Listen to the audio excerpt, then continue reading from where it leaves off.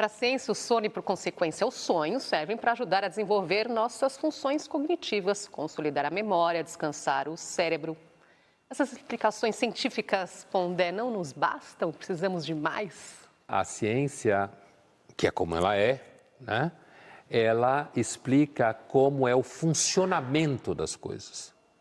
Então, por exemplo, a função do sonho é reequilibrar a vida emocional, certo?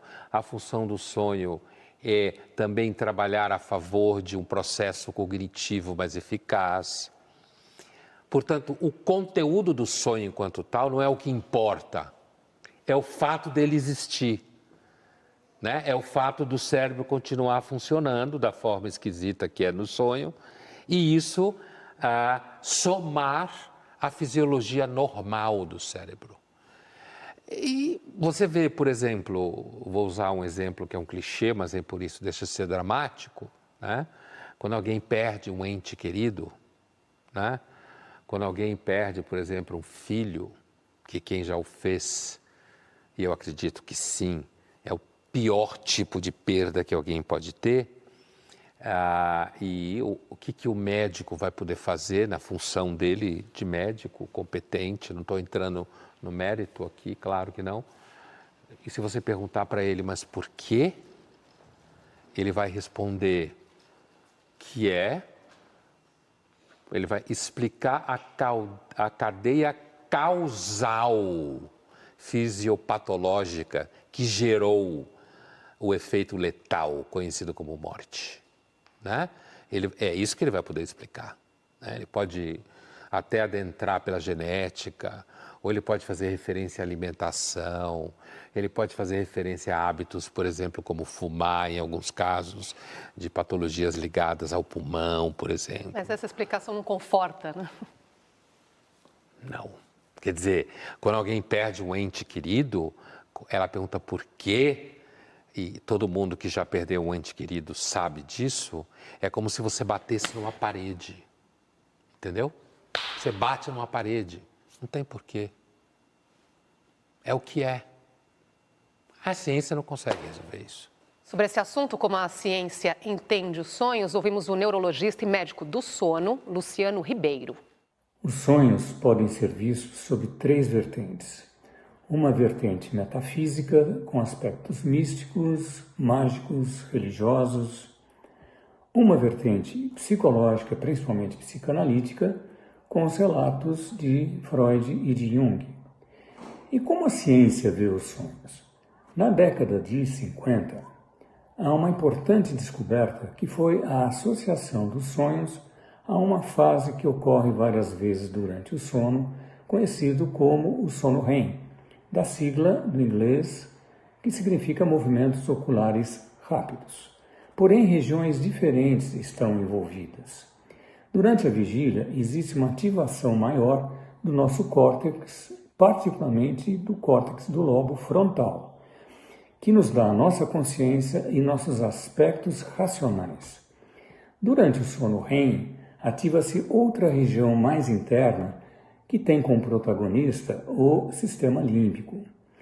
E como uma gangorra, quando estamos acordados, o nosso córtex frontal está ativado e esse nosso cérebro mais antigo inibido.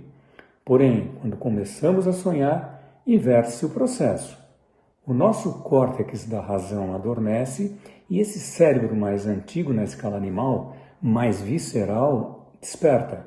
E nossas emoções, fragmentos de memória, medo, sexualidade, rompem o bloqueio e constituem a narrativa dos sonhos.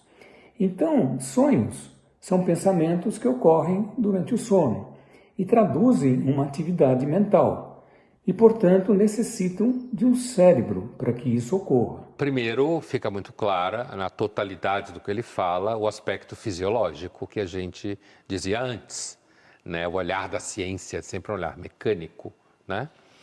Agora, o Freud ficaria muito feliz ouvindo ele falar. O Freud sempre sonhou Aliás, o Freud começou como neurologista, seu famoso projeto que ele fala, que ele escreveu, e ele sonhou que um dia os estudos de neurologia iriam comprovar as suas teses.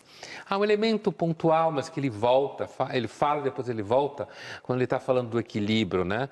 Você tem o equilíbrio do córtex durante a vigília, quando está acordado, funciona muito mais aqui. Quando você dorme, funciona o sistema límbico. E aí o sonho está mais ligado a esse tipo de atividade. E aí ele volta e diz, o sistema límbico está ligado a experiências mais ancestrais, mais viscerais, tem a ver inclusive com atividade sexual. Olha aí o Freud batendo palma, né? No sentido de que, ele não está falando de repressão inconsciente, nada disso, mas ele está dizendo que aparentemente na hora do sonho, o funcionamento cai mais para o lado do sistema límbico, mais ancestral e mais ligado a elementos não racionais. É interessante que uma coisa, então, não invalida a outra, não é? O entendimento científico e o entendimento ancestral. A fala dele aqui, essa interpretação dele, de certa forma, inclusive, reforça tanto a hipótese do Freud, quando ele fala, inclusive, de elementos sexuais, quanto a hipótese do Jung, quando o Jung traz todos esses elementos ancestrais antigos que estão presentes em nós e se manifestam no sonho. Eu acho que tanto Freud quanto Jung ficariam felizes de escutar isso. Pondé, em um artigo para a revista Time chamado Por que nós não devemos ignorar nossos sonhos, o cientista Siddhartha Ribeiro defende a importância dos sonhos.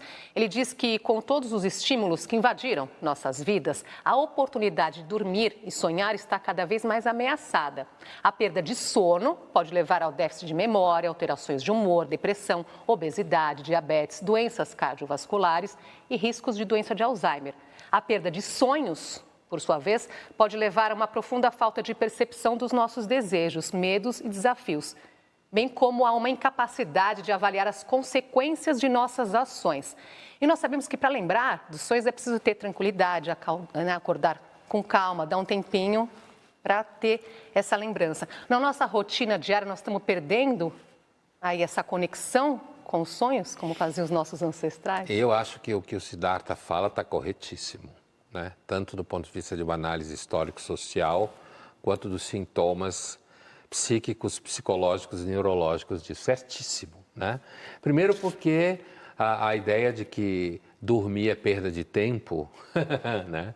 Tem até um livro interessante chamado 24/7, 24 horas por dia em português, que é o capitalismo, como a produção vai exigindo horas de sono, que você devia estar dormindo, porque você não está fazendo nada, né? Por esse lado que todos os danos que isso pode causar, inclusive a memória, a capacidade cognitiva e tudo mais. E depois, já que você não dorme, você tem menos tempo para sonhar. E aí, quando você tem menos tempo para sonhar, então você perde a chance, inclusive, de ser mais reflexivo, que é o que ele está falando. De você pensar sobre desejos que, de repente, você não tem clara consciência, mas o sonho traz à tona e você diz, olha, não é mesmo? Eu não estou com isso na cabeça mesmo há algum tempo. Quer dizer, o sonho como elemento de ampliação da consciência. Que, na realidade, é o que o Freud e o Jung estavam falando, cada um do seu jeito.